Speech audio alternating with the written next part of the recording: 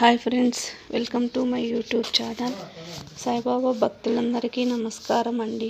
ఈరోజు వీడియో ఏంటంటే సాయిబాబా గారు చెప్పిన ఏకాదశ సూత్రాల్లో 7వదైన నన్ను ఆశ్రయించిన వారిని, నన్ను శరణుజొచ్చిన వారిని నిరంతరం రక్షించటమే నా కర్తవ్యం. దీని గురించి మనం తెలుసుకుందామండి. ఏంటంటే ఎవరైతే త్రికరణ శుద్ధిగా సాయిబాబాను ఆశ్రయిస్తారో, త్రికరణ శుద్ధిగా శరణు వేడుతారో అటువంటి వారిని సర్వకాల సర్వావస్థల యందు రక్షించటమే సాయి యొక్క కర్తవ్యము. అందుకోసమే ఆయన ఈ అవతారము దాల్చడం జరిగిందండి. వాస్తవానికి సాయి సచ్చరిత్రలో ఈ అభయ ప్రదాయానికి సంబంధించి ఎన్నో అనుభవాలు మనకు తెలుసు కదండి. సాయి సచ్చరిత్రలోనే కాకుండా ఇప్పుడు కూడా మనకు ఎన్నో అనుభవాలు సాయిబాబా గారు మనకు చూపిస్తున్నారు కదండి. అలాగే సాయి సచ్చరిత్రలో ఉన్న అనుభవాలు, నానా చందోర్కర్ కూతురు ప్రసవం కష్టతరమైనప్పుడు నానా చందోర్కర్ బాబాను శరణు వేడగానే బాబా సమయానికి ఊది అందించి ఆ గండం నుంచి బయటపడేస్తాడు. ఆ కథ మనకు తెలుసు కదండి. సాయిబాబా గారి లీల కూడా మనకు తెలుసు. అలాగే నానా చందోర్కర్ హరిశ్చంద్ర గుట్ట మీదకి వెళ్ళి దాహంతో ప్రాణం పోతూ బాబా నువ్వే రక్షించు బాబా అని శరణు వేడగానే బాబా గారు బిల్లుడు రూపంలో బాబా వచ్చి రక్షిస్తాడు కదండి. అంటే ఎవరైతే బాబాను త్రికరణ శుద్ధిగా ఆశ్రయించి బాబాను శరణు వేడుతారో వారిని తప్పకుండా రక్షిస్తాడండి.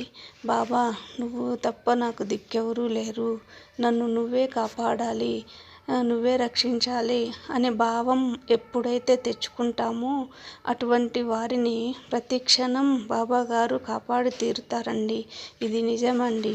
ఇది మనము బాబా గారిని పూర్తిగా విశ్వాసంతో నమ్మాలండి. కాబట్టి ఏ సమస్య వచ్చినా, ఎటువంటి దుఃఖం కలిగినా, ఎటువంటి బాధ కలిగినా బాబాను మర్చిపోకూడదండి. మరి సుఖాలు సంతోషాల్లో కూడా బాబాను మర్చిపోకూడదండి. బాబా ఉన్నాడు, మనం బాబా నీడలో ఉన్నవాళ్ళం కదండి. సాయినామ జపం చేయాలండి ఎల్లప్పుడూ. సాయి సచ్చరిత్ర పారాయణం చేయాలి.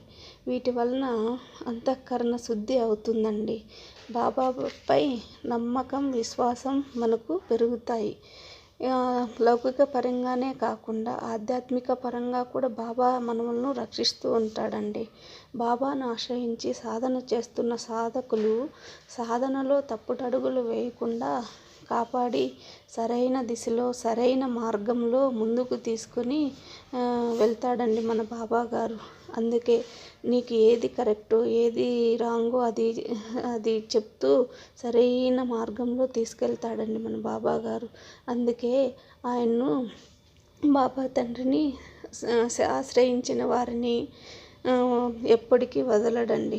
అందుకే ఏకాదశ సూత్రంలో 7వ ఏకాదశ సూత్రంలో బాబా గారు నన్ను ఆశ్రయించిన వారిని, నన్ను శరణుజొచ్చిన వారిని రక్షించడమే నా కర్తవ్యము అని బాబా మనకు అభయ ప్రదానం చేశాడండి. అది అండి.